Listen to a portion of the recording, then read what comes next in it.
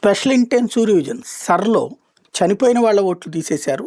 అట్లాగే డూప్లికేట్ ఓట్లు అంటే ఒకే వ్యక్తి 3-4 చోట్ల ఓట్లు ఉంటాం, 2 చోట్ల ఓట్లు ఉంటాం. అంటే ఆ వ్యక్తి వేరే చోట్లకి ట్రాన్స్ఫర్ అవ్వడం వల్ల కొత్త చోట ఓటు వచ్చింది, పాత చోట ఓటు అలాగే ఉండిపోయింది. అవి తీసేయడం ఇట్లా జరిగింది.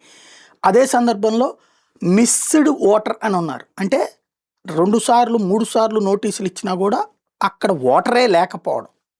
అంటే ఓటర్ ఐడిలో ఓటర్ ఉన్నాడు, మనిషి మాత్రం అక్కడ లేడు.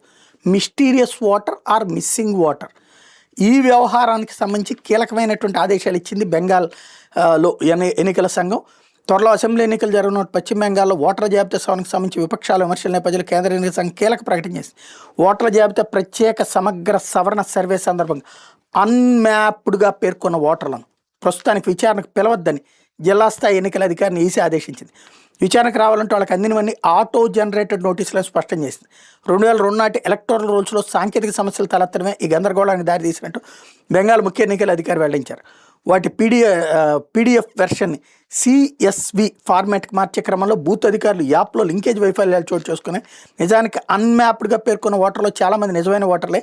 ఈ కేసులను జిల్లా స్థాయి ఎన్నికల అధికారులు నిశ్చితంగా పరిశీలించాలి. నిజంగా అవసరమని భావించిన కేసుల్లో మాత్రమే ఓటర్లకు నోటీసులు ఇచ్చి విచారణకు పిలవాలని చెప్పారు.